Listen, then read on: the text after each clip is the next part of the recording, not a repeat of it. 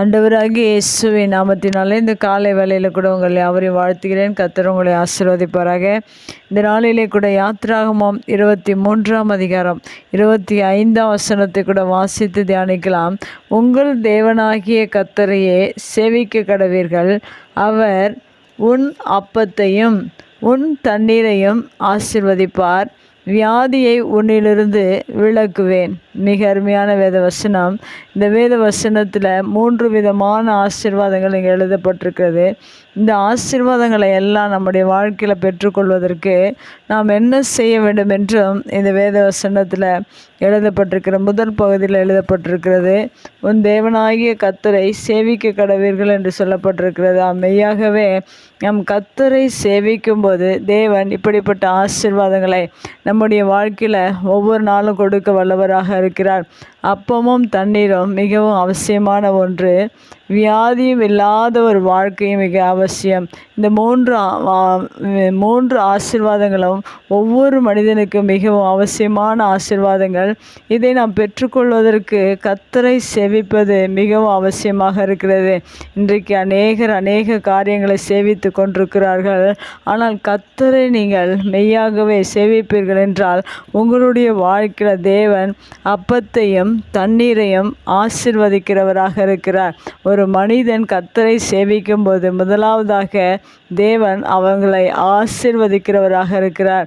அப்பமும் தண்ணீரும் மிக அவசியமான ஒரு காரியத்தை தேவன் ஆசீர்வதிக்கிறார் என்றால் உங்கள் மேல் எந்தளவாய் தேவன் அன்பு வைத்திருக்கிறார் என்பது மிக முக்கியமான ஒரு காரியமாக இருக்கின்ற. தாய் தகப்பன் தான் நமக்கு அப்பமும் தண்ணீரும் கொடுப்பார்கள். அதுபோல ஒரு தகப்பனின் அன்பு, ஒரு தாயின் அன்பு அவரிடத்தில் இருக்கிறது. அவரை நம்ம ஒவ்வொரு நாளும் சேவிக்கும் போது இந்த ஆசீர்வாதங்களை நாம் பெற்றுக்கொள்ள முடியும்.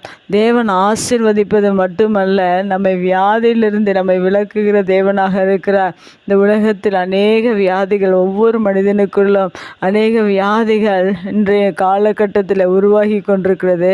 அந்த வியாதி விலக்க வேண்டும் என்றால் நாம் கர்த்தரை சேவிக்க வேண்டும். கர்த்தரை சேவிக்கிற ஒவ்வொரு மனிதனுக்கும் எப்படிப்பட்ட துன்பங்கள், வேதனைகள், வியாதிகள், பலவீனங்கள் இருந்தால் அந்த பலவீனத்திலிருந்து ஆண்டவர் விடுதலை கொடுக்கிறவராக இருக்கிறார். வியாதியை நம்மிலிருந்து விலக்குகிறவராக இருக்கிறார்.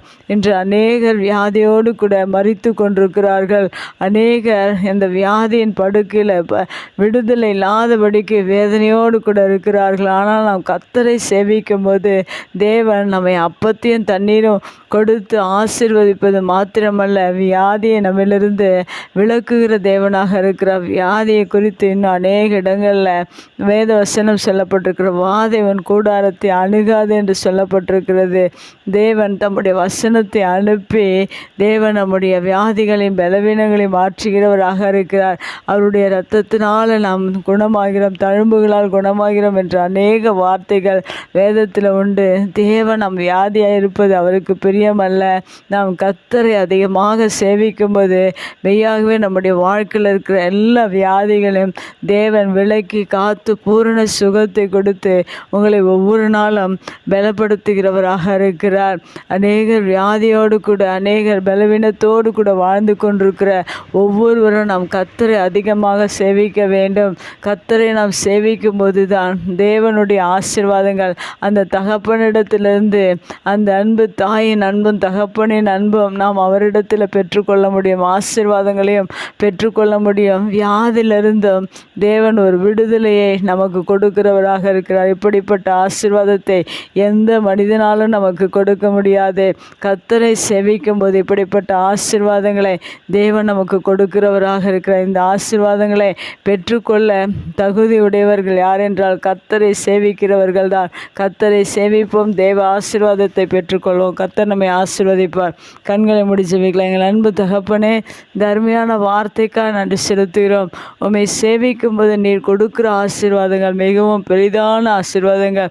அப்பத்தையும் தண்ணீர் எங்களுக்கு கொடுத்து வியாதியை விலக்கி எங்களை ஒவ்வொரு நாளும் வாழ வைக்கிற தேவன். ஆவிக்குரிய ஆசீர்வாதங்களையும் சரீர ஆசீர்வாதங்களையும் எங்களுடைய வாழ்க்கையில் ஒவ்வொரு நாளும் கொடுத்து இம்மட்டுமாய் நீங்கள் நடத்தினீங்களே, அதற்காக நன்றி. உடைய வார்த்தை கேட்கிற ஒவ்வொரு குடும்பங்களிலும் அப்பத்தையும் தண்ணீரையும் நீர் ஆசீர்வதிப்பீராக, வியாதியை விலக்குவீராக. உம்மையே அவர்கள் சேவித்து உம்முடைய ஆசீர்வாதங்களை பெற்றுக்கொள்ள ஒவ்வொரு நாளும் ஜெபிக்கிறோம். இயேசுவின் நாமத்தில் ஜெபிக்கிறோம் நல்ல பிதாவே, ஆமென்.